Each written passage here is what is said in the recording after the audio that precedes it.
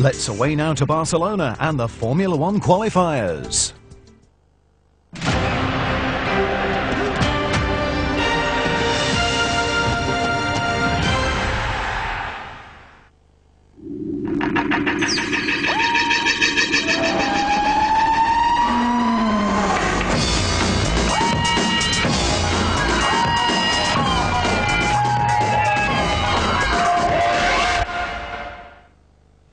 During the flight, the co-pilot informed us that we had an engine problem and would have to make an emergency landing at Lyon. We had about 10 minutes and had enough time to prepare ourselves in the brace position.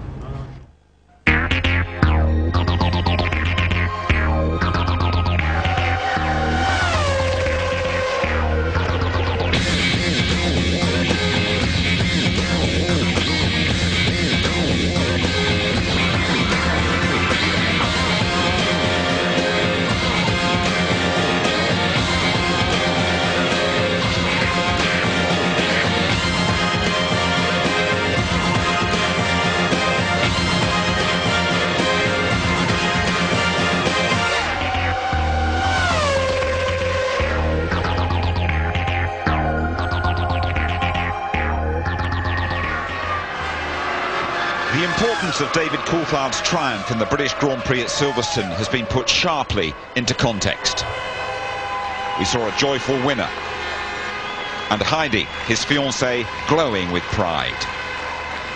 On Tuesday, they both survived, along with his personal trainer, when their private jet crash-landed at Lyon, en route to Nice and the Scots' home in Monaco. The British pilot and co-pilot were both killed. And now Coulthard has to push the experience and the headlines to the back of his mind. It's very much business as usual at the Catalunya circuit, where he made his Formula One debut 6 years ago. Coulthard's here to do his job for McLaren, and the team decide that a statement is the best method of feeding the inevitable media frenzy. On impact, the plane's wing tanks ruptured and there was a fire on the right-hand side of the aircraft. When the plane finally came to a rest, the front of the cockpit had broken free from the main fuselage. At this point, we established the only way out was through the front, and Andy led the way through the debris. And as this part was 3 or 4 feet off the ground, I followed to enable Heidi to be able to get down from the aircraft. Once we were all clear of the plane, I returned to the plane to see if there was anything I could do for the pilots, but there was nothing I could do to help. In less than a minute, the emergency services arrived, and I would like to express our thanks to the French emergency services and airport authorities for the professional and swift response. Hello there, welcome to Barcelona. So David Coulthard races this weekend. He's been typically dignified and courteous, but there's no disguising the fact this has been a horrifying chapter in his life. But should he be driving at all? Gauge his mood now in conversation with Martin Brundle. I know you thought long and hard about how you were going to approach this weekend with regard to the press and whether or not you were going to drive. What was your thought process? Well, as soon as I knew physically I was fine to drive the car. Psychologically, I have absolutely no problem with driving at this circuit and this race so soon after the accident, because I believe pilots of aircraft are in the same sort of category as racing drivers. It's not a 9-to-5 regular job. You know, you have a passion for that job, and I didn't know the pilots, but the short time that I did spend with them, I could tell that they were enthusiastic towards the sport, as so many people are. And as I would want them to continue doing their job, had the circumstances been different, I firmly believe this is the best way I can pay my respects to them in what they were doing, a very professional job, and being here and racing and continuing to try and do my job to the best of my ability and to keep my focus on trying to win races and win a world championship. So many people are saying and asking, was there any point where you thought you were going to die? No, not at all. I obviously, you know, having a relationship with Heidi like I do, my first concern was for her. But at no point did I feel that I was in that sort of danger. Obviously, I knew potentially it was going to hurt, and obviously I feel terribly for the family of the 2 pilots who were amazing throughout the whole thing. But personally, I didn't feel that sort of fear. So after that miraculous escape, has it changed your perspective on life? Oh, absolutely. You know, you can't have a situation like that which brings you so close to the realities of how fragile we are on this earth, and not have, you know, a change in some way. You know, I also felt very close to Heidi beforehand, but I have an increased sense of how lucky I am in my life and what I have.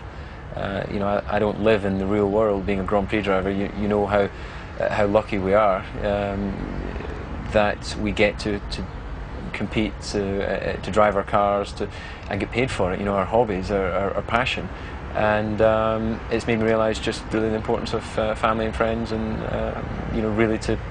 You know, I felt I was pretty focused before, but I feel a renewed focus and a renewed determination to get as much out of every day as possible. Drawing a line under that then, and looking to the Spanish Grand Prix, how have you physically been in the car? Have you had any problems?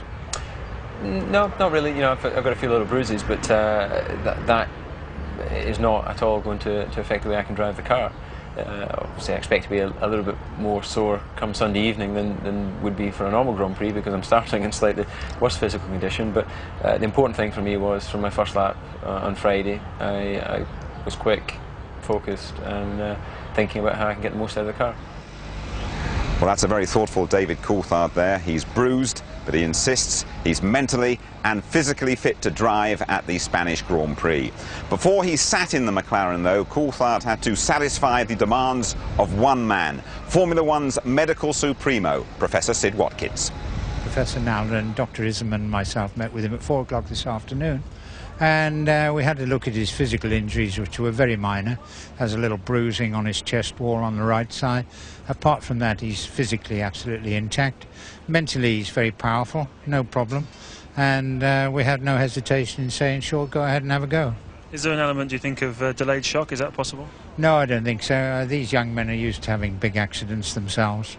And, you know, they get out of the car and, I mean, you have difficulty in stopping them getting into another vehicle right away. So, you know, they're all mad, but they're all okay. What did you say when you first saw him? I can't tell you, it was impolite. Whatever it was, it's worked.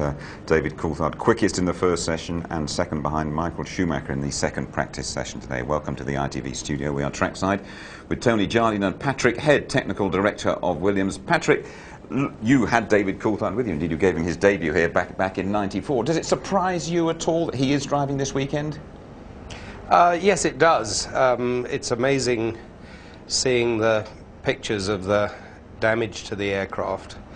To think that any passenger on board that could be in a condition to drive in a Grand Prix, and I think they are incredibly lucky. It's obviously very sad for the pilots, and but it's just amazing that I mean, in these small jets you just only have a lap strap, very simple seat belts, so it's amazing that they weren't more hurt.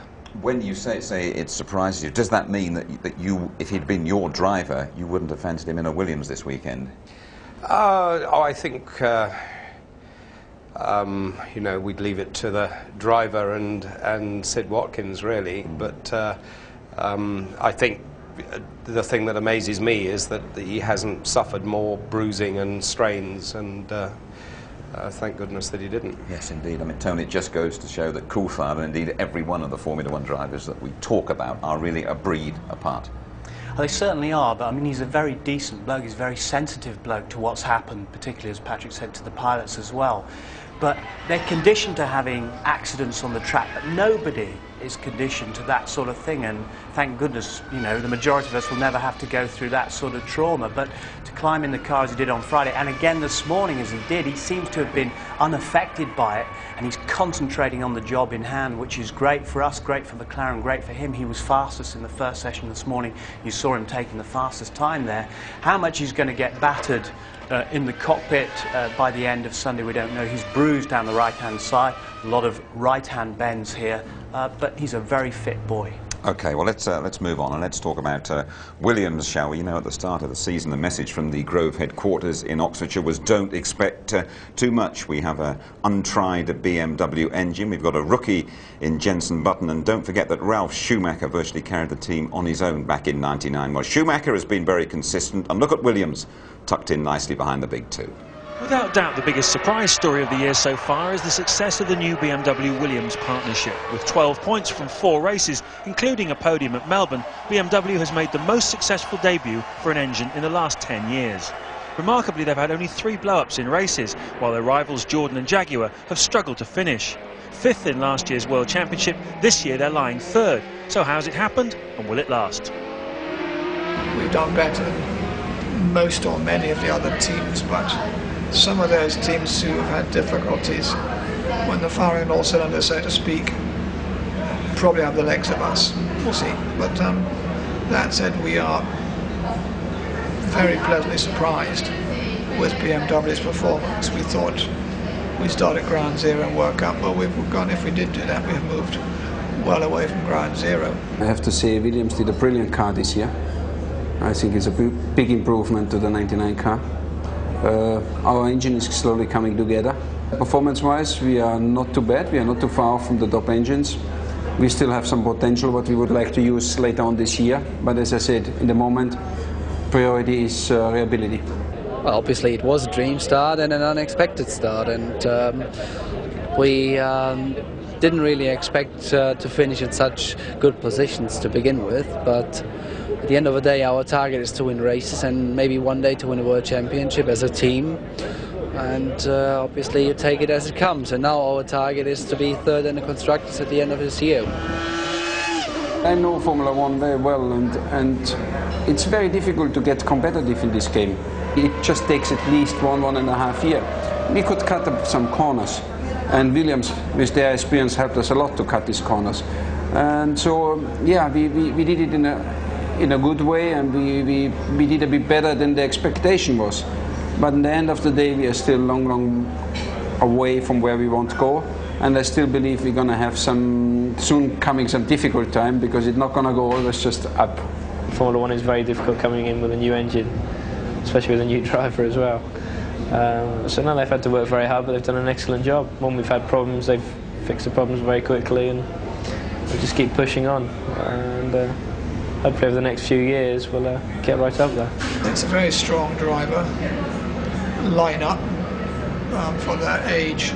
They're doing remarkably well. Sign of the times, I guess. There's some very good drivers out there got to beat, but I would say give them a little bit more time and winning equipment, they'll be winning. So how much more has Jensen got to do before Williams takes up its option on him for next year? Wouldn't have a clue. I'll speak to the big man upstairs. We'll just do a few more races and then we'll make our decision. But you must be very pleased with what you've seen so far. He's really exceeding expectations and will be a great racing driver, we think, no question. OK, Patrick, you're one of the 2 big men upstairs, I think we can say. What's holding you up making that decision? Well, obviously, there's no point in making such major decisions earlier than you need to. You need to get information together. And obviously, Jensen has a very high level of talent, but we have the freedom to take a little bit longer before we decide what we're going to do for the future, and Frank and I can prevaricate for as long as we... I know you can. Someone suggested to me that you've already blown in Jensen's ear and said you're OK for next year, the deals are being done. I don't know who that was, but they're obviously not on the inside anyway. OK. What has he got to do from now on in then to get your confidence and to get that vote that he hasn't done already? He's doing everything that could be expected of him. He just has to carry on doing what he's doing at the moment. He's doing an absolutely brilliant job. I think the pressure's on us to produce a better car, and for BMW a better engine for him, really. He's doing a sterling job. Ralph Schumacher saying there to James Allen that it's unexpected how well you've gone this season. Has it surprised you as well a bit? Yes, it has. I knew the car was going to be quite a bit better, and the engine, BMW were very straightforward about it to begin with, in saying it isn't going to be the lightest, it isn't going to be the smallest, it isn't going to be the most powerful, but I've been very impressed with it, and I think that they're doing a very good job of managing the inevitable problems that do arise. I know you've got to get away to manage the team in the qualifying hour. Just give us a little spec about what we might expect. I mean, are you going to be taking a bit of Spanish sunshine for half an hour, or is it going to be a slow burner this session, or will they go out straight away? Well, as you may see, there's a little bit of cloud cover coming in over the top, and basically how well people go will depend a lot on track temperature. As the track gets hotter, the potential of the tyres goes down, so teams will be looking up at the sky trying to see the big orange ball getting covered over by a cloud, and so they'll be looking at track temperature, and if there's a sign of it getting lower towards the end, then they'll tend to bunch their runs up towards the end. Okay, could be a slow burner, as we've been saying. Patrick, thanks very much indeed for coming over. We appreciate your presence. Good luck this weekend. Okay, it's a pleasure. Well, I can tell you the warmth of Barcelona and the relatively low crowds are in stark contrast to the mayhem we all experienced at Silverstone. The total loss for the circuit could be £6 million, and now the governing body, the FIA, have summoned the organisers to appear at the next council meeting in June. But the fans who did get there, and a very large ITV audience, were awarded with an excellent home win. Barrichello leads away well, Frentzen second, and Schumacher sprinting up alongside the two McLarens. Coulthard's the leader of the two McLarens in third and fourth. Michael had the best of the start, but then had to yield. That makes a change. Coulthard is past the Ferrari. David Coulthard, for the second consecutive year, leads the British Grand Prix. That's Barrichello spun, and Frentzen goes through. The leader spun, Frentzen takes the lead, and surely Coulthard and the two Williams have got a chance to come through there too.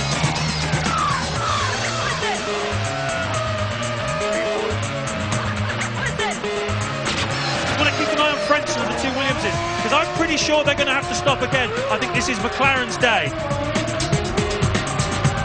Frentzen does have to stop again. That strategy of Jordan's has blown it for them today. It's turned out to be completely wrong. What a cracking drive from Jensen. I think Frentzen's got a problem. Frentzen came out of Abbey chicane with a misfire. Maybe he's lost hydraulic pressure too. Oh look, Trulli goes through. Trulli makes a move into Priory. Villeneuve, I think, with some kind of braking problem. It's getting mighty close now. David Coulthard wins the British Grand Prix by just 1.4 seconds from Mika Häkkinen, a McLaren 1-2. Enjoy it, David. You have deserved every drop of it. And so Michael Schumacher's lead is 20 points as Coulthard overtakes Häkkinen. Then it's Barrichello and Ralf Schumacher. Fisichella hasn't scored for the last couple of races. The Silverstone maximum for McLaren has improved their position. This is a great circuit for them as well. Williams, as we've been saying, a clear third above Benetton and Jordan. All right, let's take a closer look at the Catalunya circuit, a very familiar territory for all the teams. They test here regularly. Ferrari were even here last week and they went quickest. Now, Martin Brundle is with a man who lives round the corner and is hoping to score points in his home Grand Prix for the first time. Pedro, you're a local boy. I'm very jealous. This is your local racetrack. Yeah, it's my local racetrack, but I think it's the local racetrack for everyone because we've been testing so much, all the teams here, that I think there's no advantage of being my track. Yeah, it's a fabulous place. So we've come into the first S-bend, turns 1 and 2, 195 miles an hour, about 70 miles an hour on the way through, and accelerating hard up the hill here into turn 3. About 130 miles an hour where we are now, but this corner for me is very unusual because it's so long. How do you find it? Well, it looks very different from this point of view when you're walking than when you're on the car. Now it looks like if it's going to be flat, easily flat. Yeah. But once you're in the car, it's a fourth gear corner, very, very long, hard on the neck. It's nearly flat with low fuel and new tires, but just so long, it's difficult to predict where you're going to end up on the exit. Braking down from 180 miles an hour into turn 4 here. Another corner that wants to bite you right at the finish before you switch across the track into the downhill braking zone of turn 5, just 55 miles an hour. The next corner Pedro wanted to talk about is turn 9, Campsa. Arrive at 155 miles an hour, lose just 30 of those to take the apex at 125. Tricky corner though, Pedro. Very difficult because you come here very fast. It's a very fast corner also, and very bumpy. And what I try is just to position the car completely to the left. I normally have a look at this point, the end of the exit curb. I normally brake around 10 meters, it depends on fuel loads and tires, as you know. And just try to get a very good exit, put full power on the apex, get a very clean exit because you have a very long straight. There's very little to gain on the entry, but a lot to lose. 185 miles an hour before braking very heavily into turn 10, La Caxa. Stay inside, it's very difficult to put the power down as it constantly turns left before catapulting into 11, Bank Sabadell. Now my favourite part of the track. So Pedro, pouring out of turn 12 up to 160 miles an hour into, unlucky for some, turn 13. And you barely lift the throttle, do you, as you make your way through here? Yeah, just a little lift with a little bit of left foot braking, keeping the throttle maximum open and carrying a lot of speed in, a lot of speed out. Have a long straight, using the exit curb 100% until the grass. Typical corner in qualifying, you just have to go for it.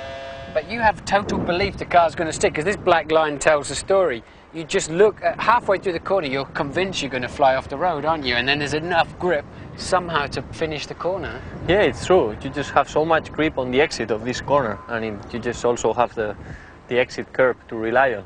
That's the key thing, I think, of this really going very fast out.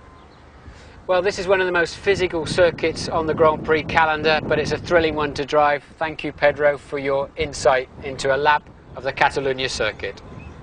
It's a physical circuit, and it's a very windy circuit as well at the moment, Tony, as we can see problems for the drivers that causes, particularly here. Yeah, because the cars are so aerodynamically sensitive, those winds just come straight across the straight here, and they can affect the performance of the car. The front end of the car can go away suddenly. But it is very difficult to overtake here.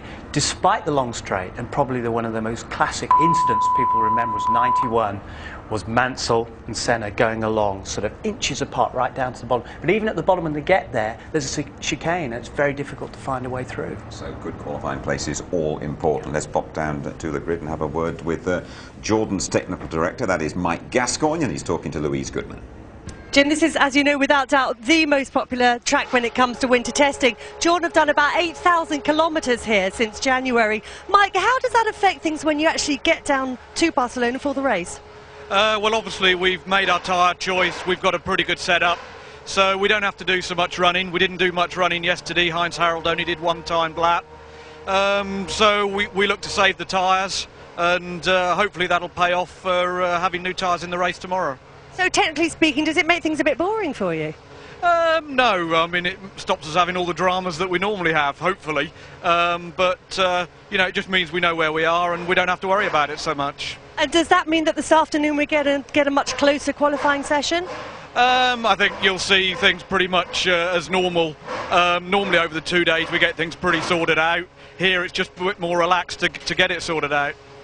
Now, on another note, it was announced last week that you're leaving Jordan. Why are you leaving? Where are you going? Tell us the news. Well, I've signed a contract to join Renault and Benetton.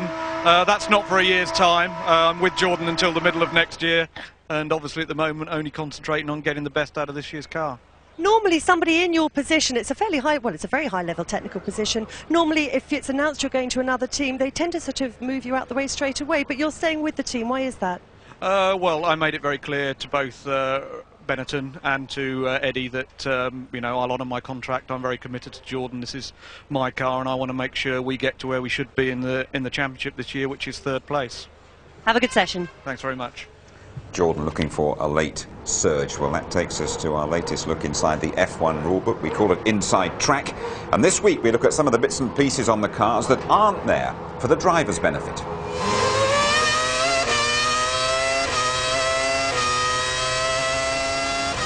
Welcome to this week's look at the rule book. Now, there are several items that have to be designed and installed into a Formula One car that are not for use by either the team themselves or the driver. In fact, they're for the marshals and the FIA to use. This is a good example. Article 9 says there must be a button at the front of the cockpit which the marshals can easily access and press that pulls in the clutch, disengages the clutch. When the car has spun off or crashed and they want to move it out of the way, they can depress this and easily wheel the car away to make sure we don't have to have a safety car or a red flag procedure. Part of Article 14 says there must also be a switch accessible to the marshals in a horizontal plane that they can get hold of with a hook that they carry that switches off all the fuel pumps and the electrics of the car. And as part of the chassis, there must be this slot where they can feed in a strap for when they need to lift the car away from an incident. You'll be impressed to know this is a Dash 2 fitting. Now, Article 6 says that must be in place for the FIA to take at least 1 litre of fuel out of the car for very careful analysis to check the legality. Now, also in this black box, the engine control unit, there's some software that if a car begins to spin, it disengages the clutch and hopefully keeps the engine alive so the driver can regain the track. Now, if that happens in a big accident, maybe again the driver's unconscious, the engine could be screaming away. So the FIA dictate, also in this black box, there must be some software that switches that engine off after 10 seconds. Now, none of these things help the performance of the car or the team, but they're absolutely critical for safety. Thank you, Martin. David Coulthard has never been on pole in Spain. He's been going very well, though, in practice. You be sure to rejoin us in Barcelona for the qualifying session.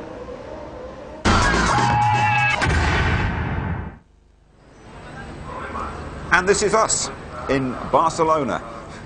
Our little studio there. Little Swiss Family Robinson hut that you just saw. You rejoin us for the qualifying session for tomorrow's Spanish Grand Prix. It's a very pleasant 22 degrees, and as Patrick Head has been telling us, the teams are hoping for a spot of precious cloud cover. Let's join Martin Bundle and say a very good afternoon to Murray Walker. And this is me in Barcelona. Track temperature going up. 24 degrees it is now. And let's be absolutely clear about one thing at Barcelona. Qualifying as far forward as possible truly matters here. A lot of circuits are difficult to pass on. This one is extremely difficult. Mika Häkkinen, pole position last year. Mika Häkkinen won the race last year and the year before, and David Coulthard was second to him both of those years.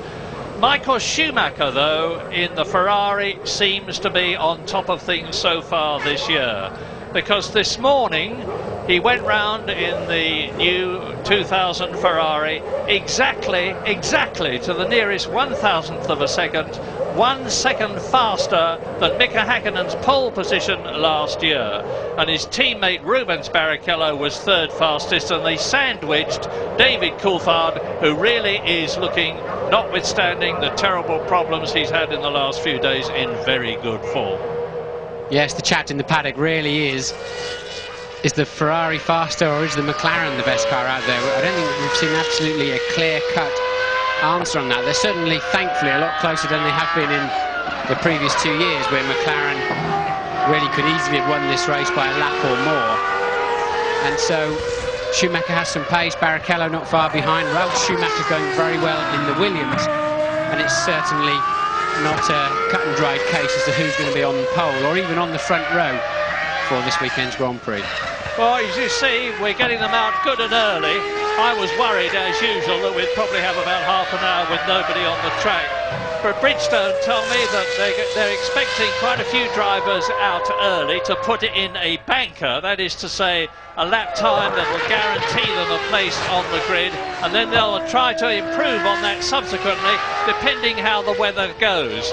Now, since I started talking to you, the temperature has gone up yet further. Martin and I are always a bit suspicious about the track temperatures, but if you're getting consistent moves one way or the other, I think you can take it as read that things are changing. And Alesi may well have done something very sensible. He's in the Prost. This car now seems to have reliability. What they're looking for is speed. He's got out good and early, and obviously he's the fastest man on the track so far, with that temperature creeping up all the time. Now, this morning, as I said, David Coulthard was extremely quick. The other very significant thing, I think, was Schumacher, not Michael Schumacher, but his brother Ralph, because in this magnificent Williams BMW, which is shaking us all rigid this year in comparison with expectations, he was 5th fastest and for a long time was 2nd fastest. Yes, the McLarens and the Ferraris are continuing to dominate, but not by all that much, with Ralf Schumacher in the Williams BMW very close to them. And as a matter of fact, they're all pretty close, because as you heard from Pedro de la Rosa, they do an enormous amount of testing here. Yes, and Alesi, I think, working less hard at the steering wheel than he has done in previous races in this Prost. Doesn't have to correct the car so much on the way into the corner, but still, the car, look, he's still having to fight the car to get the power down. And once again, had to steer away from the corner there as he turned in. Had the steering wheels pointed in the wrong direction there momentarily. So he still hasn't got this car absolutely perfectly sorted out. And there's no circuit in the world where that shows up more than Barcelona. One fast, long corner leading into yet another fast, long corner. You cannot overdrive a car, Anna. You cannot pick it up and carry it too much. It's got to be with you. It's too high a speed, then there's no space to get away with it. That's 7/10 slower than Alesi was this morning. You can see he's already backed off. They will all be running 4 runs of 3 laps. An out as ever, 1 flying and an in. Well, this is the circuit. We had some rain at Silverstone a couple of weeks ago, but my goodness, when it rains here, it really, really rains. We were expecting it to be wet today. It hasn't been. You're looking at Rubens Barrichello, who led so well at Silverstone, 3rd fastest this morning. But one of the wettest races I have ever seen was here a few years ago, which was magnificently dominated by Michael Schumacher in the Ferrari in 1998. Appalling weather conditions, and he absolutely cruised home. So 1 out so far. You're looking at John Alesi in the Prost coming in. Here's a replay. Yes, that's what I was telling you about, where Alesi turns in the corner, look, and immediately has to turn back out again as the back end tries to step out, even with a simple downshift going in there. So still the aerodynamic centre of pressure moving around underneath that car as Alesi takes to the pit lane. They practice the pit in here very heavily. It's quite a long run before they get to the speed line, which is now. You can see the black skid marks after that, where they've all been practicing, and down to 60 kilometres an hour just in qualifying, 80 kilometres, 50 miles an hour during the race. It's a long pit lane at 60 k's an hour. And that looks like one of the Jordans going out as Alesi comes in. You just see the flash of yellow along the bottom of your screen. Didn't see which one it was. We'll soon identify it for you. And it's Heinz-Harald Frentzen, sat next to him at dinner last night. Very nice chap. He was very cool, calm and collected as ever. Left fairly early to get a decent night's rest. And the Jordans now seem to have overcome the gearbox problem which has plagued them through this season. Frentzen was 7th fastest this morning, just about a second off the pace. I didn't get a chance to find out why he broke down this morning and missed the end of the session, Murray. Did you get any information on that? No, I'm sorry, Martin. I didn't. He just stopped. I watched him while it happened. He just stopped and rolled off the circuit. I don't know whether he was low on fuel, but it didn't look like anything very serious to me. Heinz-Harald Frentzen then from Germany, one of the 4 German drivers in this race, Nick Heidfeld, Heinz-Harald Frentzen and the Schumacher brothers, of course, in respectively Jordan, Ferrari and the Prost cars and the Williams. Yes, when I was driving in Formula 1 many years, there were no German drivers at all, and of course at the moment they've been very much at the sharp end and dominating on occasions. When I first came into Formula 1 there were 13 Italian drivers in Formula 1, and now there's just 2. It really is pretty much driven by where the money's coming from with regard to how many particular nationals are in Formula 1 at any time, but it does swap around quite quickly. Well, while the Jordan is out on the track, it's worth registering that the Arrows team, that's David Coulthard, the Arrows team going extremely well here after all the work that they did on the new car for this year in 1999. Pedro de la Rosa, that you saw talking to Martin about the circuit, was an excellent 8th fastest this morning in the top 10, and Jos Verstappen, his teammate, was only just out of it, 11th fastest. Now, Frentzen is on his quick lap. Yes, it was an electrical problem this morning, apparently, as to why Frentzen stopped out on the racetrack. So you were right, Murray, it wasn't anything too serious, but it would have been very serious had it been Grand Prix day. So already Frentzen way ahead of Jean Alesi's one and only flying lap earlier on in the session. And coming now into what must be 7 and 8. Always riding the curve there, trying to get the power on. Now you're blind over the crest. He launches this Jordan in. I noticed it earlier in the lap too when you were talking, Murray. Now, big problem that Kamser just came out of. If they run wide there, they kick dust up onto the track. It's the same in turn 13, the last corner. And I believe that's why a lot of the drivers will want to get an early banker run in, as you put it, Murray, because you can't. It's a long track. It's not going to rubber in much more now with just 12 laps apiece to go at. So they need to make sure somebody doesn't run wide and drag a lot of dirt back onto the racetrack. Just on the exit of this corner is always a place that's done. So he goes fastest, a second faster than Jean Alesi, but the significant thing is that he's just 0.3 of a second slower than he went this morning. And I'm sorry to keep harping on this temperature thing, but the fact is that it is still going up, as a result of which you see David Coulthard getting in the car, you've seen Michael Schumacher putting on his helmet. It looks to me, with the sky overhead very clear and very blue, as you watch Marc Genet in the excellent Ford-powered Spanish Minardi, it looks to me as though we'll be going to see quite a few drivers out on the track before it gets even hotter. That's the never-ending turn 3 we showed you, and the car's sort of almost doing a wall of death around the outside by the time they've understeered enough through the middle of the corner, and you're just hanging on, just hoping you've got just enough grip to hang on, and it's a relief to be straightening up on that white line. Now he's down into 5. It all looks very calm, so I'm assuming that Genet is on an in-lap.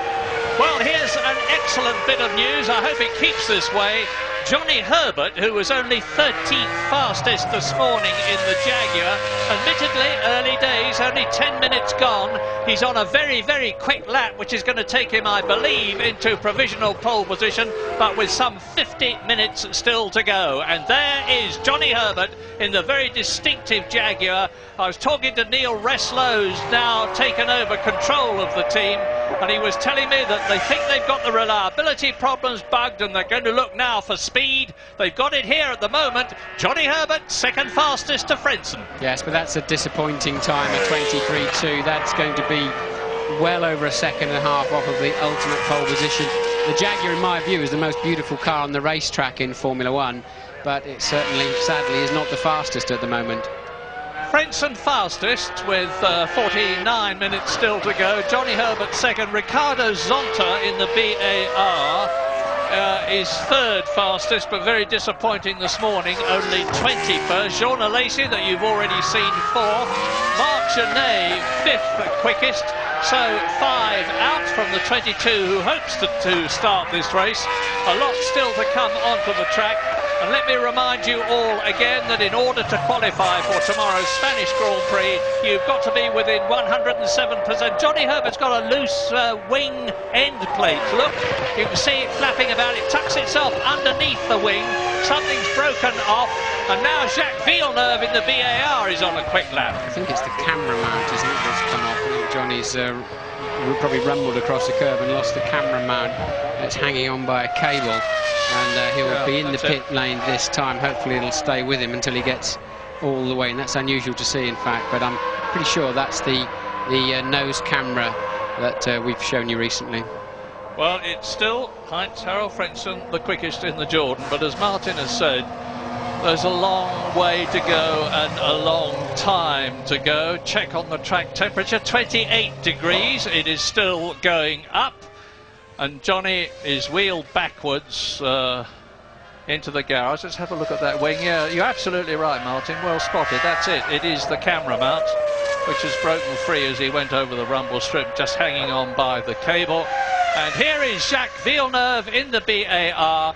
Faster than he'd been in the first sector, fastest of all in the second sector, 0.2 of a second inside Heinz-Harald Frentzen's time. This was the man who at the British Grand Prix, was running well in the points until he struck a problem at the end.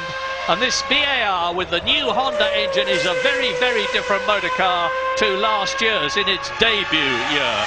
And Villeneuve moves up into provisional pole position, 22.3. That is 1/10 of a second faster than Frentzen, but 1/10 of a second is enough. A lot of speculation in the press and certainly some activity behind the scenes in Formula One with Villeneuve and his future driving contract. Some people have views that he's already moved. Interesting to see, but I think there'll be some quite early action this year on the driver contract front, that's for sure. Yeah, Villeneuve is rumoured to have moved, as you heard earlier on from Jim Rosenthal when he was probing, metaphorically, Patrick Head. There's even rumours that Jenson Button has signed for Williams next year. Everybody in Britain will be hoping that's true. And Ralf Schumacher, the man I was talking about as being the sensation of this meeting, in my opinion, so far, is really flying in the Williams BMW with 46 minutes still to go. He's gone through the first sector fastest of all. Here he is in the very distinctively liveried Williams BMW, which reminds us of the year that Nelson Piquet drove for Brabham with BMW power with exactly that livery. Funnily enough, no BMW round wall showing dramatically on the outside of the car. It's on Schumacher's helmet. Now, how is he going? He's going to be going into provisional pole position, I do believe, and the answer is yes, he does. The first man under 22, 1 minute 22, with that time of 1 minute 21.823. And already, just 13 minutes into the session, we've had 3 different men heading it. Frentzen in the Jordan, and then Villeneuve in the BAR. Now Ralf Schumacher in the Williams BMW, and we've still got Hakkinen to come out, Coulthard to come out, Barrichello and Michael Schumacher. And here is Barrichello, pole position at the British Grand Prix. Yes, 1:21.8 there from Ralf Schumacher on current provisional pole is faster than Hakkinen's pole of last year. We used to do 1 minute 17s around there when we had decent tyres and a decent amount of downforce, and the cars were significantly more drivable than they are now.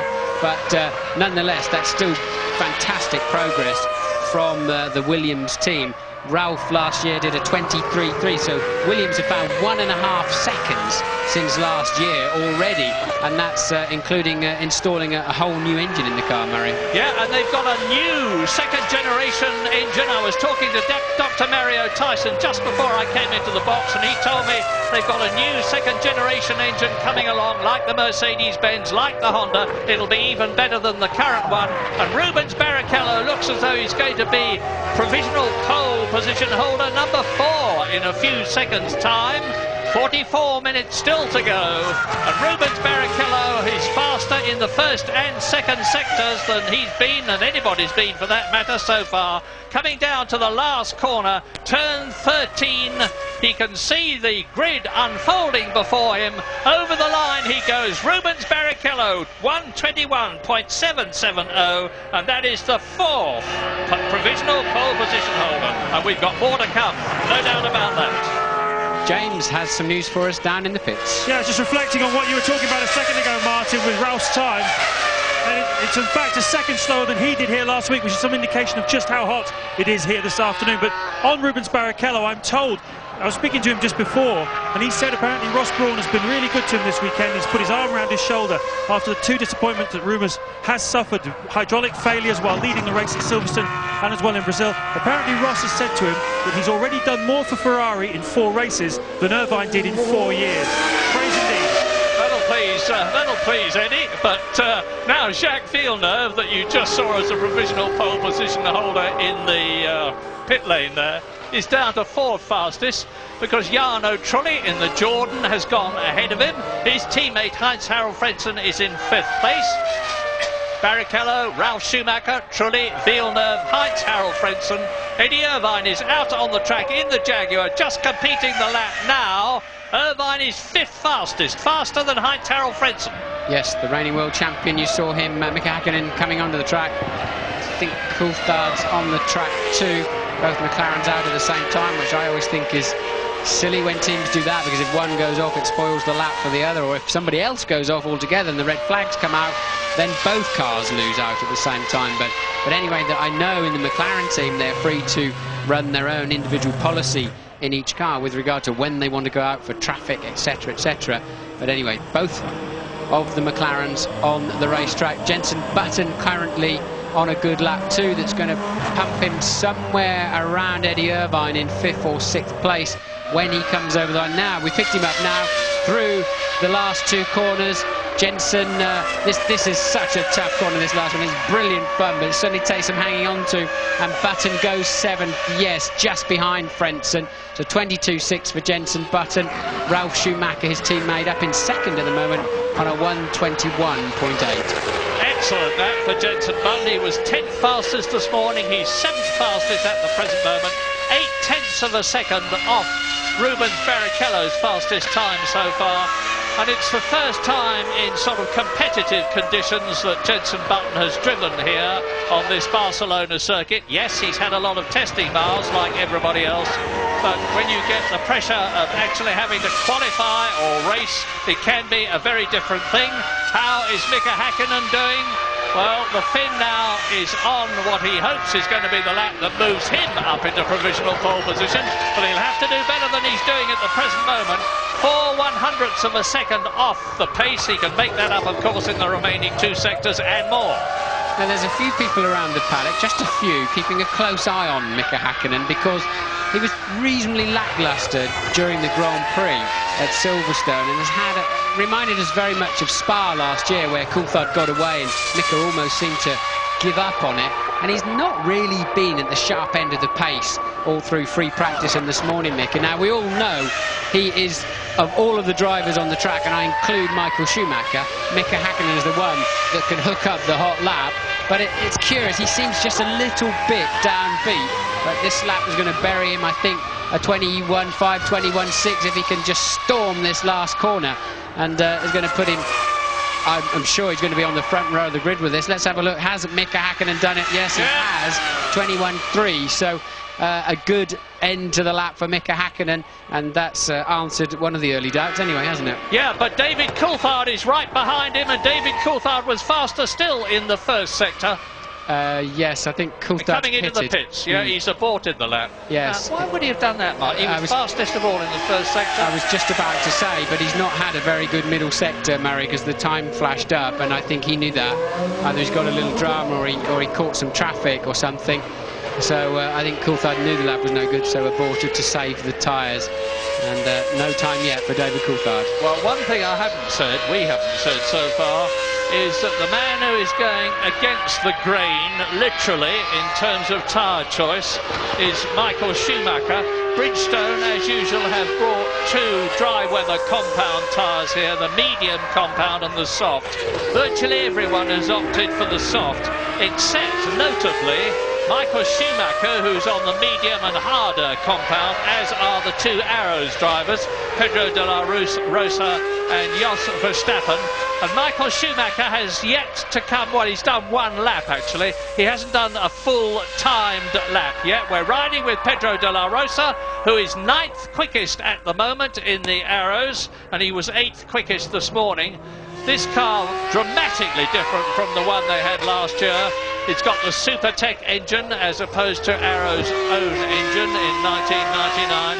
The engine is a lot better, the car is a lot better. Pedro de la Rosa, the Spaniard, he's in his home country and he's now got a season's experience behind him, and he's not happy with that lap because he turns in. 38 minutes to go. Mika Häkkinen, 0.4 of a second faster than Barrichello, just over 0.4 quicker than Ralf Schumacher. Trulli is 4th, Villeneuve is 5th, and Irvine is 6th. News from James Allen. Just what David Coulthard didn't want. Something is definitely afoot. At the moment, he's still sitting in his race car. The mechanics are looking around the back of it. He looks pretty calm, but Ron Dennis, the team boss, is looking quite agitated. Obviously, he wanted David very badly to get a number on the board here as early as possible to steady him down after his extraordinary aeroplane accident in midweek. But the mechanics are currently preparing the spare car for Coulthard. So there is some kind of gremlin at the back of this race car of Coulthard's, and I'll keep on top of it and let you know what happens. Now we're watching Michael Schumacher, who's on his quick lap. He's done his out lap.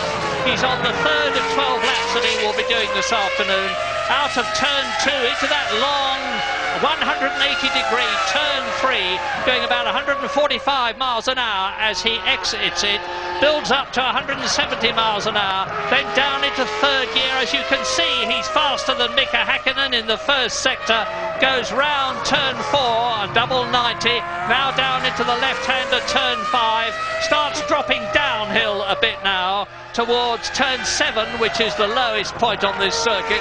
It's actually got far more gradient than it would appear to have looking at television.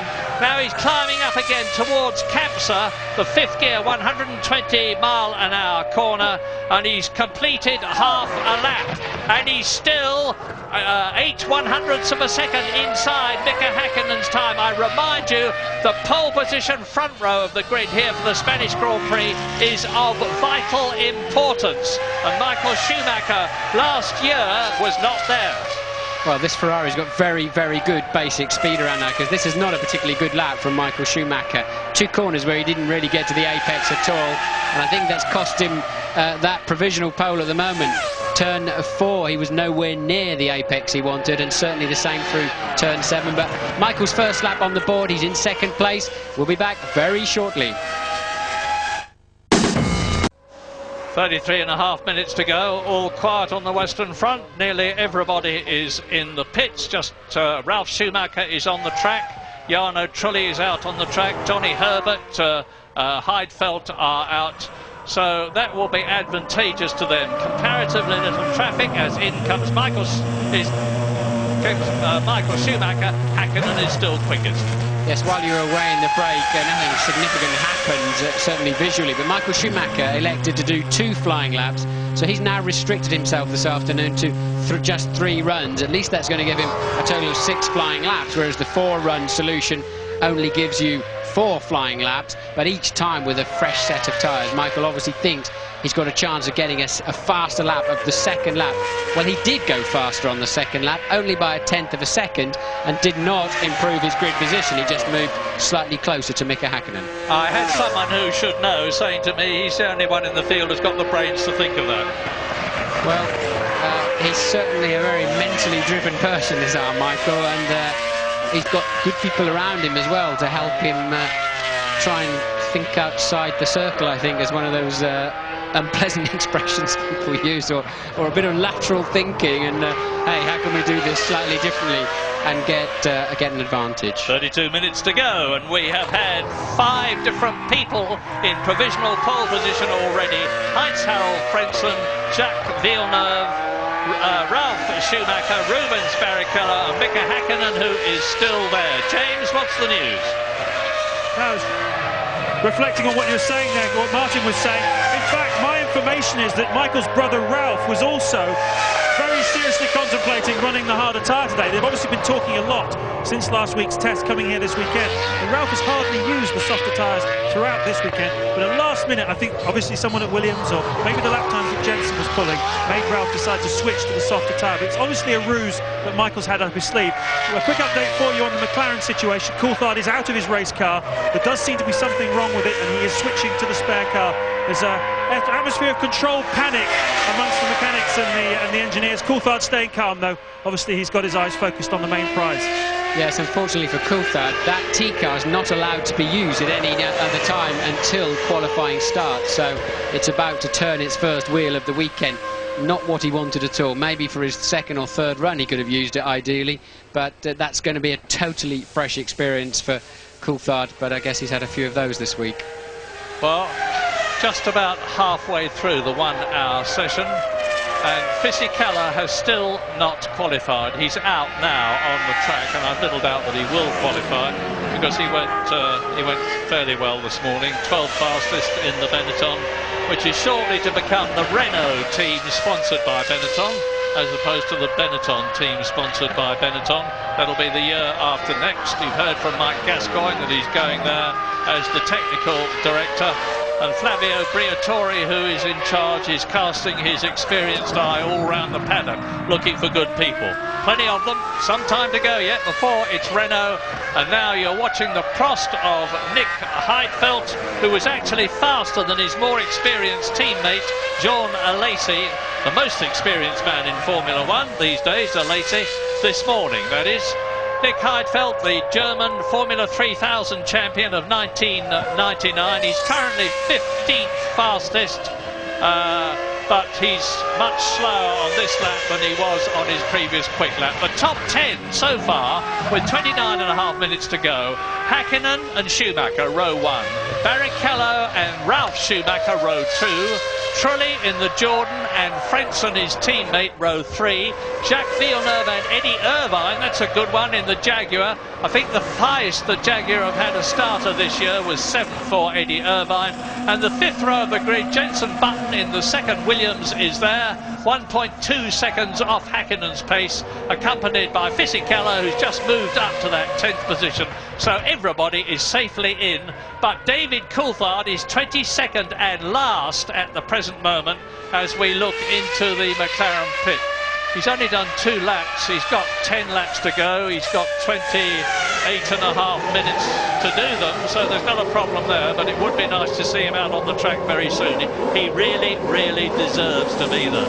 Watching the stuff flutter past the door there of the McLaren garage and dust and debris, the drivers are always talking about the wind being critical around here, because a lot of high-speed corners at some point, necessarily with a racetrack, you end up back where you started. You've got to go through whichever way the wind is blowing. You've got to turn through it. It unsettles the aerodynamics of these cars quite easily, and the wind speed has doubled to 2.1 meters per second since the beginning of the session. And as soon as you get any kind of wind speed around here, the drivers start whinging of the car's not doing what it should, as Barrichello drops a wheel into the dirt in 7 and the arrow stalls.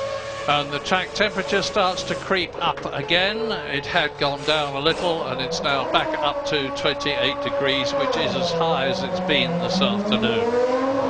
So Häkkinen still quickest. McLaren, and Häkkinen of course is Mr. Pole position these days. He's got 24 of them, which is actually more than Michael Schumacher, 1 more than Michael Schumacher. We're watching the British Grand Prix pole position holder, the 3rd in his career, Rubens Barrichello, as he too aborts the lap. That's his 6th lap. He's had 6, he's got 6 to come. He comes into the pit lane in the Ferrari, hits the pit lane speed limiter, which now operates off the front wheels as a result of the revised electronic regulations, and turns in. And he's forwarded into the weighbridge area where he will see a red light. If he passes that, he's disqualified from the weekend. And Verstappen, you see now, he's just gone up to 10th place, has Jos Verstappen, with a 122.6. Barrichello in the weighbridge area on a 121.7. As I've said to you before, the big drama of going in there is none of your mechanics are allowed in there. It's like a parc fermé. And you lose vital information on your tyre pressures, how the pressures are around the track, and they're still done in the old-fashioned way on a Formula 1 car, despite the technology of a pressure gauge. The tyres are filled with nitrogen and not normal air, as Verstappen drops a wheel in the dirt. That's what I was talking to you about earlier on, dragging dirt onto the racetrack. They use nitrogen to make sure there's no vapour in it. Normal air has a content of vapour, and as soon as the tyres start running at 90 degrees centigrade, of course, the air starts to expand if it's got any vapour in it. But you lose that vital piece of information when you're pushed into the weighbridge area, as Verstappen is about to spoil what I think is the outlap, actually, of his teammate De La Rosa. Well, there's 5 different constructors who've got cars in the top 9 at the present moment, covered by 1.2 seconds. And that little margin is very significant. And news from Louise Goodman. I've been down at Jaguar checking out this business with the camera which we saw falling off Johnny's car. I've had a look at the front wing. The mountings are totally sheared off. I've never seen that happen before. The camera has been running that position on other cars, but interestingly, it's never been running that position on the Jaguar before. No signs of Johnny hitting anything, so I can only assume it must have been something to do with the vibrations in the front wing off that Jaguar, but it's an interesting one anyway. Thank you for that candid camera report there, Louise. And we're back on track now with De La Rosa heading towards turn 4 from his overhead camera. And you get him very early into 4, then the car just starts walking its way towards the outside. You're having to correct the slide a little bit, and there's the line to tell you that's far enough, thank you. In the rain, we've all been through that gravel trap so many times, because you just can't stop into what looks like a very silly and easy little corner, into the little hill there of 7, bring it in early. Now get on the power, because you can cheat and go across the curb and a little bit of grass. And this is Camps. De La Rosa talked us through this corner, and it tucks in just at the end, look. And now you can quite easily head down into what is a huge stopping area. The car's got tremendous deceleration there, and then you've just got to stay inside and feed as much power as you can get in. You can see him balancing the throttle with the steering wheel and catapult your way then into 11, and 12 falls away from you. Let's see if he lifts the throttle at all. No, he did not, did he? And then down into the famous 13, and we've gone off board now, unfortunately. I'd love to have gone through there with De La Rosa. He goes over the line, and he is in 9th place. Excellent, excellent lap. Very interesting situation as De La Rosa moves into the top 10. Last year, his first year in Formula 1, he didn't have much competition from his own team. The Japanese driver Tora Takagi, who has retired from Formula 1 and gone back to Formula Nippon in Japan, was his teammate. But now he's got Jos Verstappen, the Dutchman, the very experienced and aggressive Dutchman, in the team with him. And Verstappen is 11th at the quickest moment at the moment. De La Rosa is 9th, and between them there is just 1/100th of a second as Mika Häkkinen crosses the line. That is, he's into his 6th lap now, so he's done, or will have done, his half his allocation. They're allowed a maximum of 12 laps. He's fastest so far. Michael Schumacher significantly is still in the pit lane, and he's only done 4 out of 12 laps. Well, either the sound is not dubbed on the picture correctly here by the Spanish TV company, or Häkkinen was still busy shifting down in the middle of turn 1. I suspect he hadn't got any such problems, because as you can see, he's very, very fast so far. So Häkkinen then through 5. Fantastic traction for him coming out of there then. It's a sweeper into this next section where you've just got to be smooth. You must not brake too late, and then over the blind crest at Campsa. And bumpy on the exit. There's the dust I keep telling you about. They drag back on the racetrack, and now heading towards the end of the lap, Murray. Well, he is as quick as the previous quickest man through that second sector, notwithstanding just putting a wheel at the back off the track and kicking up a few stones. I don't know that he's going to be quicker on this lap. He's a 1/10 of a second faster than Michael Schumacher at the present moment. With 22 minutes to go, he's not happy. Into the pit lane, aborts the lap. Mika Häkkinen still fastest. Michael Schumacher second. Rubens Barrichello third. Ralf Schumacher a superb 4th. Trulli, Frentzen, Villeneuve, Irvine. 9th is De La Rosa. 10th is Button. Yes, David Coulthard at the back of the grid at the moment. We think they found... Coulthard goes 3rd. Coulthard out of view of the cameras on a 21.5. We think they found the fuel problem on his car. He was in the race car. So now they finally picked up Coulthard, but that's the end of his first hot lap as they were following Häkkinen into the pits. And David Coulthard up onto the 2nd row of the grid. Just 0.2 of a second off a pole at this time. Michael Schumacher, as ever, seems to be between him and Häkkinen, who's currently on the pole. People were saying to me, is David Coulthard going to be all right after that terrible, terrible air crash of his? And I said, yes, I'm quite sure he is. A, I'm positive that he will compete. B, of course, once you've got in the car and you're concentrating 101% on making it get round the circuit as fast as you possibly can, you have no thought for anything else, and you can't have any thought for anything else. I'm told from a source that I trust implicitly that the father of one of the pilots of the air crash rang the McLaren team to send a message to say, we want David Coulthard on the pole position and go for it, which is a very nice thing to do. Here, thank you very much indeed for that, sir. And David Coulthard is third fastest at the present moment. He's not going to improve on that lap. As you see, runs wide. That's Mika Häkkinen running wide onto the rumble strip. But David Coulthard's challenge now, as Michael Schumacher comes out of the garage with 20 minutes and 8 laps to go. Coulthard's challenge is to get on the front row of the grid and displace Michael Schumacher. Now, David Coulthard is not going to be content with second position on the grid. The battle between him and Mika Häkkinen,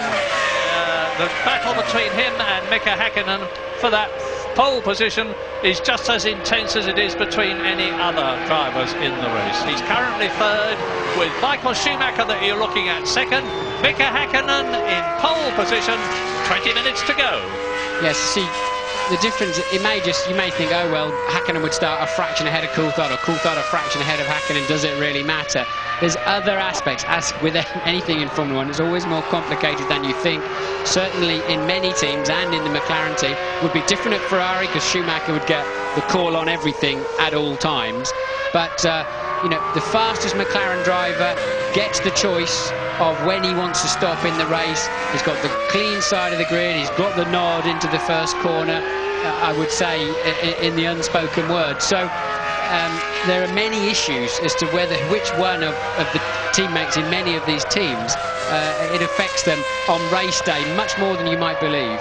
Well, Michael Schumacher approaching the start of his quick lap, hopefully from his point of view to move back into the pole position that he's already occupied this afternoon. Meantime, his teammate Rubens Barrichello is on his 6th lap. He's in 4th position. As we've come to expect these days, it's the 2 Ferraris and the 2 McLarens on the front 2 rows of the grid. The order in which they're going to be there is anybody's guess. Now, here is Michael Schumacher starting quick lap number 7. This is his 7th lap. The target in the first sector is on the left. Mika Häkkinen's time, 23.806 seconds out of turn 2, out of turn 3, into the long turn 3. Yes, and Michael Schumacher still didn't make the apex into turn 1 that time, fighting the car, so he's getting near the limit. I think if he hooks one up, he's quite capable of sticking this on pole, but Michael definitely somewhere near his ragged edge. But look, it's a good first sector, 23.6, so but this is not where Häkkinen's been quick. It's that middle part, and particularly the end, where Häkkinen's been quick.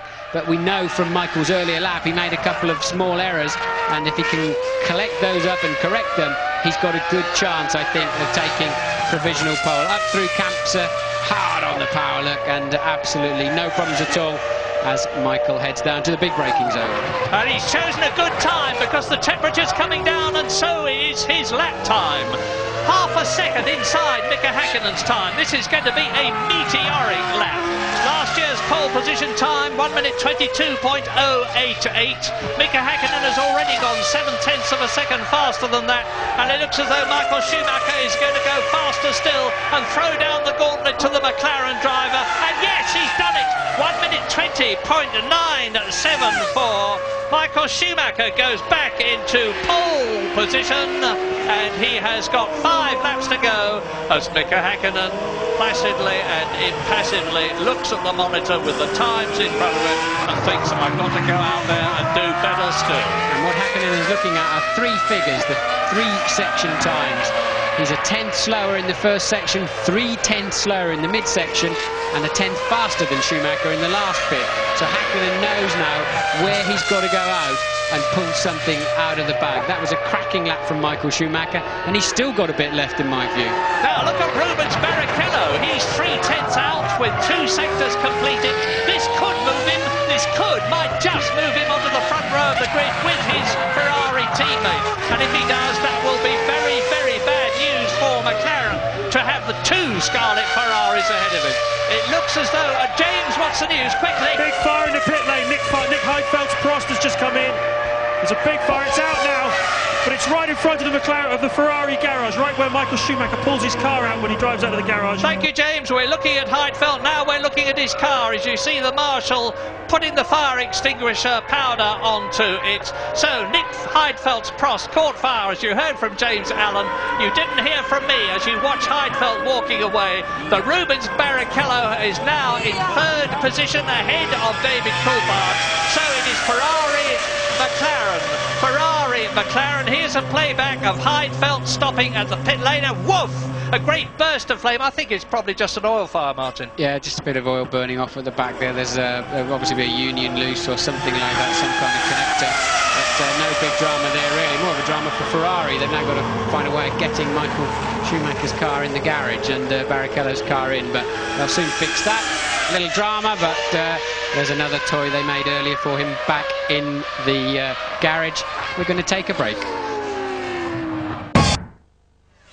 Just under 13 minutes to go of the 60-minute qualifying session for tomorrow's Spanish Grand Prix. Michael Schumacher is still fastest, 0.4 of a second faster than Mika Häkkinen. But you remember that cloud cover that Patrick Head was talking to Jim Rosenthal about in the studio before qualifying began?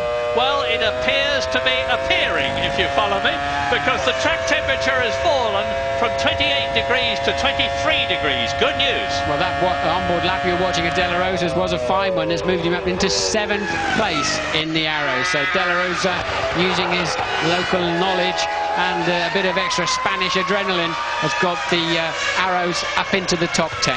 Now, is Mika Häkkinen benefiting from that cloud cover and reduced track temperature?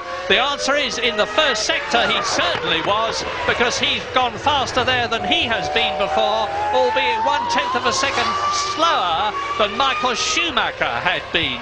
Now, I would expect Schumacher to be coming out pretty quickly.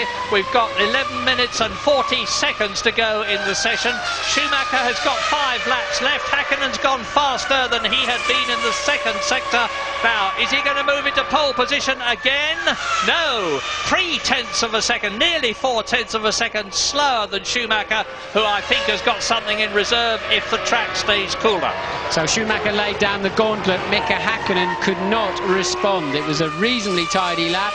So Häkkinen, 3.5 of a second. That's a lot. I think you find that's Coulthard about to start what's effectively his second flying lap because of that technical drama earlier on. So Coulthard now back into 4th place as Barrichello passed him.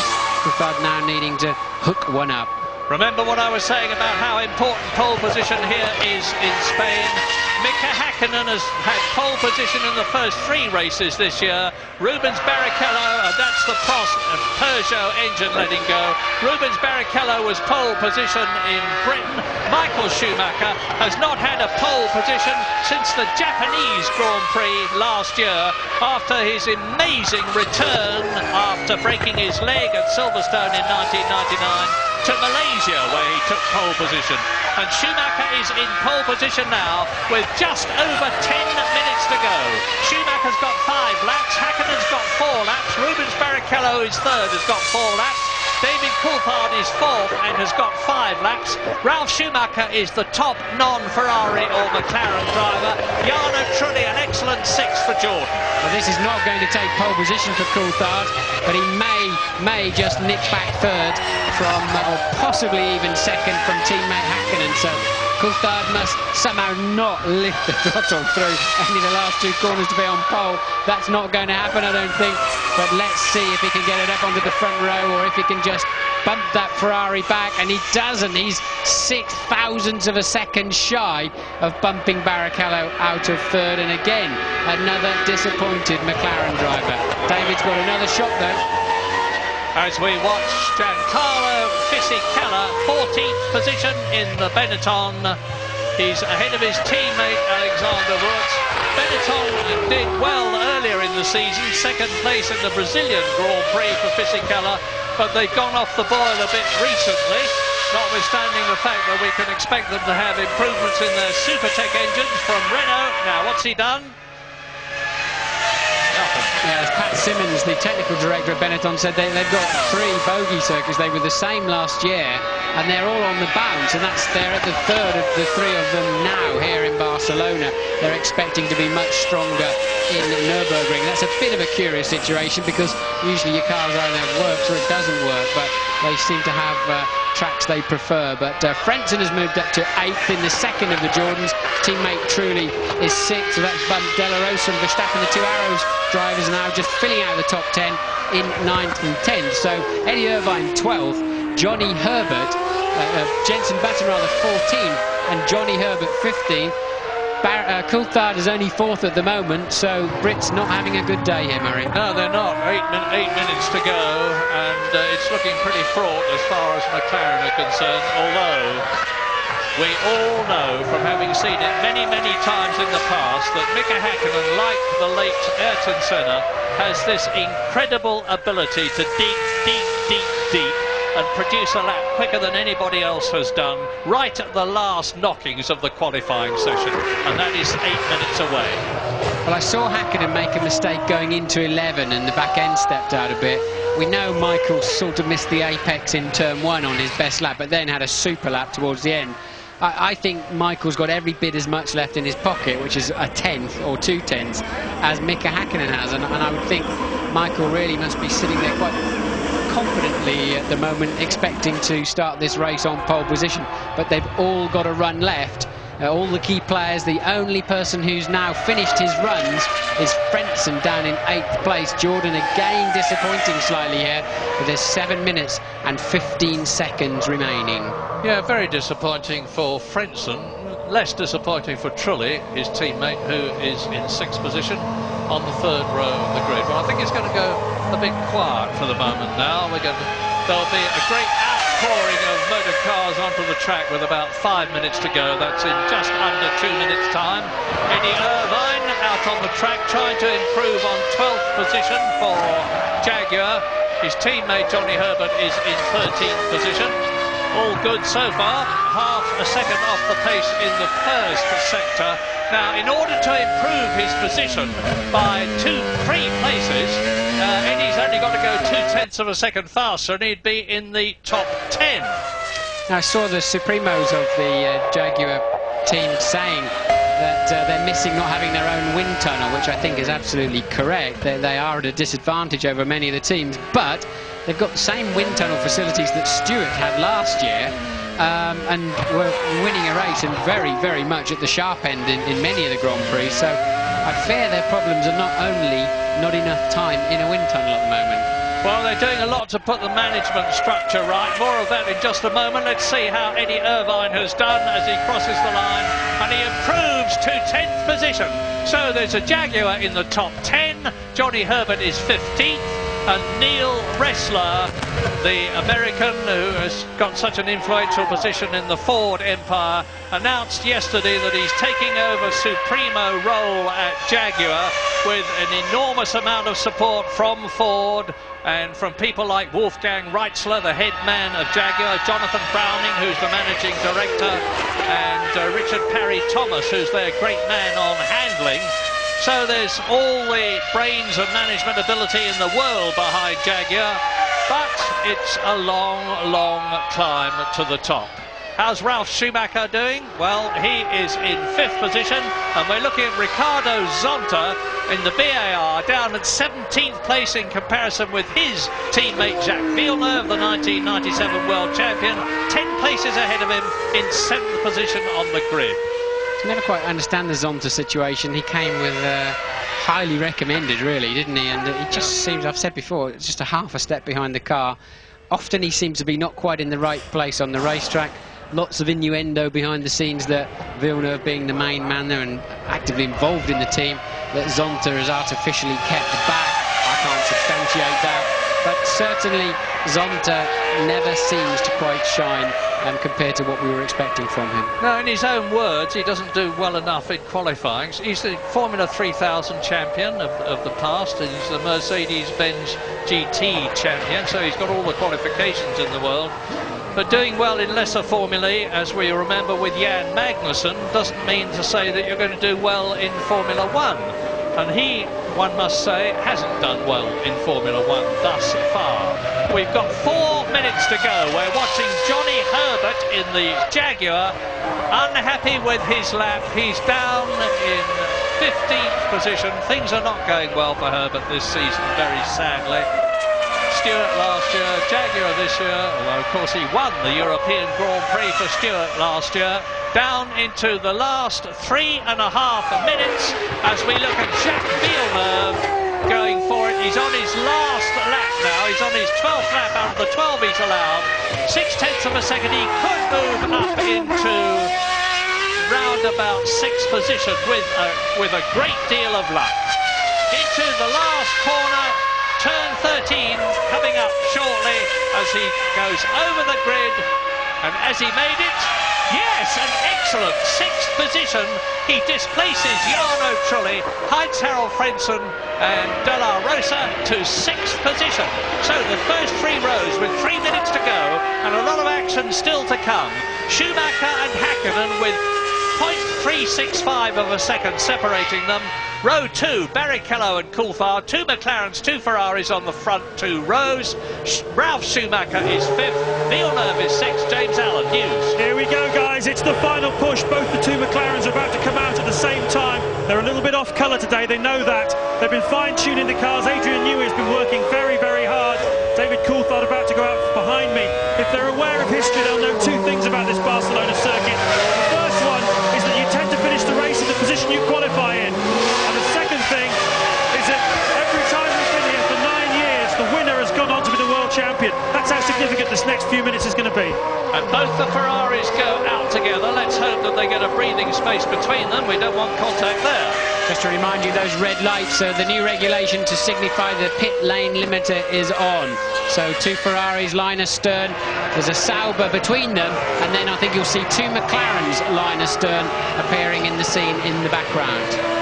Led by, and the 2 McLarens, as you rightly say, Martin, with Mika Häkkinen leading his teammate David Coulthard, and Michael Schumacher leading his teammate Rubens Barrichello. So the top 4 with 1.5 minutes to go before the flag goes out. But as I've said before, provided you have started a lap before you reach the checkered flag, you are allowed to complete it. So we could well see pole position being established 61 minutes or so after the start of the session, notwithstanding the fact that it's a 60-minute session. Well, remember, Michael Schumacher missed his slot in Silverstone for this particular little activity of playing poker with the checkered flag. It was a strange situation there because the start and the finish line are in different places. We haven't got that situation here, and I think they're all going to make it just fine. De La Rosa goes up to 9th, Jenson Button 11, Button up to 11th, but we're now watching the 4 main men on the front of the grid. And Jenson Button is not going to improve on that 11th position because he's done his 12 laps. It's the 4 men at the front that we're concerned with as the Jenson on his rundown lap passes the arrows. Yes, Jenson and De La Rosa are about to find 4 very active cars approaching them at some point on this slow down lap of this. They're on the way, Murray. Here is Schumacher, here is Barrichello. Schumacher out of turn 2 into turn 3. We'll know the answer as he comes through the end of the first sector, compare his time with his own previous fastest time, and it is just 1/10 of a second off. He can recover that. Rubens Barrichello is quicker still. Rubens Barrichello is 1/10 of a second faster than Michael Schumacher was in that sector. And Mika Häkkinen has yet to go through. David Coulthard is the same time in the first sector as Michael Schumacher. It's tremendously tough, tense stuff this, but it could be that Rubens Barrichello is going to take pole position for the second race in succession, and that would be sensational. But what about Schumacher now? He's still 1/10 of a second off, and Rubens Barrichello now has lost half a second compared with his teammate. Coulthard too. Coulthard, no, there's not enough grip in the track. They've missed the best of the track. I don't think there's going to be a lot of change at the sharp end, but Michael Schumacher is somewhere there. Häkkinen though, Häkkinen quick in the middle section now. Obviously not the track. The other guys must have made a mistake. Häkkinen on a 32-second mid-sector. Schumacher didn't change. What's Hakkinen going to do? He's some 20-odd seconds to go yet before Hakkinen crosses the line. Barrichello doesn't do it. Coulthard doesn't do it. What can Mika Hakkinen do? Let's look out for him. I'm going to have to look out of the window. I can't see. Here he comes. Over the line. And Mika Hakkinen stays in second position, 7/100ths of a second slower than Michael Schumacher. Well, that's how close it is, and for the first time this year, we have Michael Schumacher in pole position. It's the second time in 5 races, the second time in the last 2 races that Ferrari have been in pole position. Very good news for them in Spain, because last year, Hakkinen from pole position and David Coulthard from the front row just cleared off and won the race. So, Schumacher, Hakkinen, Barrichello, Coulthard, 2 Ferraris, 2 McLaren share the 2 front rows. Ralf Schumacher, a quite magnificent 5th fastest in the Williams BMW ahead of Jacques Villeneuve's BAR. 1 second, less than 1 second covers the top 6. Jarno Trulli is 7th in the Jordan and his teammate Heinz-Harald Frentzen is 8th. Pedro de la Rosa is 9th. Eddie Irvine and Jenson Button 10th and 11th. Johnny Herbert is 15th. So 1st and 3rd on the grid for the 2 Ferraris. That's the clean side of the grid. And the 2 McLarens on the dirty side, even if it's the inside when they get down there. It's a long, long run to the first corner. One of the longest in the world. Probably only Monza has a longer run down to turn 1. So perfect situation in many ways for the Ferrari team on the left-hand side of the grid. And Ferrari, of course, in a very strong position in both the Drivers' and the Constructors' Championship. Michael Schumacher leading David Coulthard by 20 points in the Drivers' Championship. And Ferrari 17 points ahead of McLaren. McLaren tomorrow must get ideally a 1st and a 2nd place. 16 points maximum, dramatically to improve their position in the 2 championships. And Michael Schumacher very happy, pole position for tomorrow's Spanish Grand Prix.